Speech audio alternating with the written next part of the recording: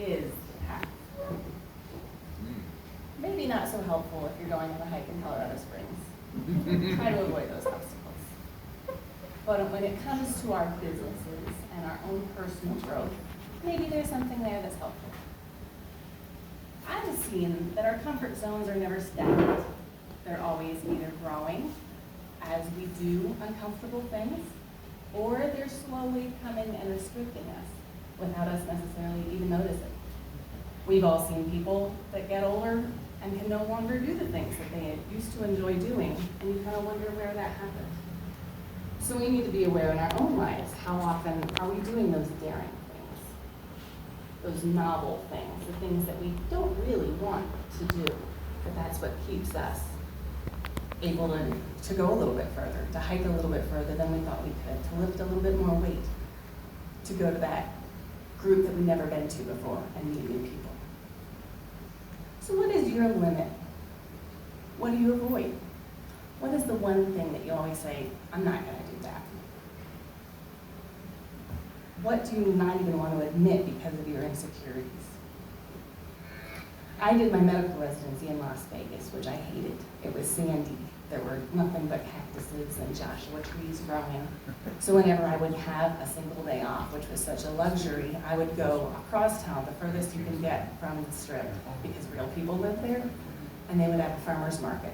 And all the beautiful fruits and vegetables that were shipped in from California were there, and they would be happy. And there was this one man who had the most beautiful strawberries you've ever seen. They were red and glistening, and you could just imagine sinking your teeth into them. But he would only sell them in these big containers, which were way more expensive than little student me could afford. So I would ask him, hey, if I come by at the end of the day, could I buy for a lower price, whatever you've been able to sold? Maybe they're a little moldy, maybe a little mushed. Could I just take those off your hands for a little bit of a discount? No, never would. Wow.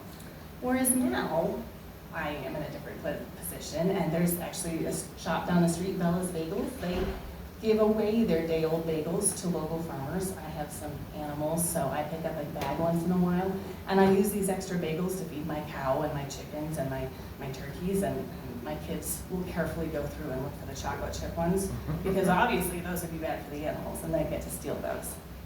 But talk about generosity, and I hope they're both doing wonderfully in their business, but it makes me wonder, what am I doing with my excess, with what I don't need? I mean, I know I have clothes in the back of my closet that could bless someone else that I either just don't like, never did like, don't fit now.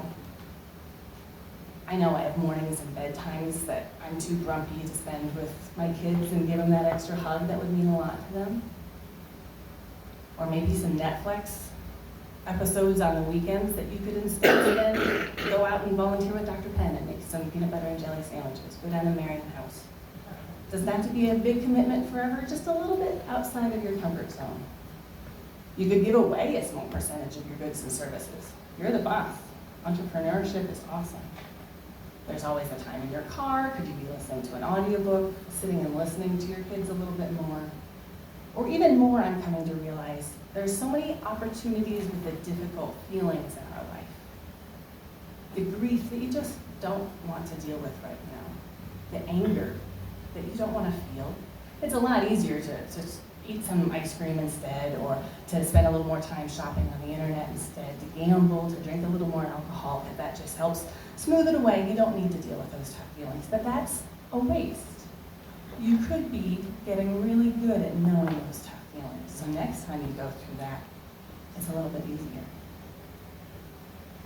Even self-doubt, imposter syndrome, that whole quote from Williamson, the poem, "Our deepest fear is that who are you not to be brilliant, gorgeous, talented, and famous? That you are called to be that, and we're not always taking advantage of that." Mother Teresa says that we sometimes think poverty is only being hungry, naked, homeless.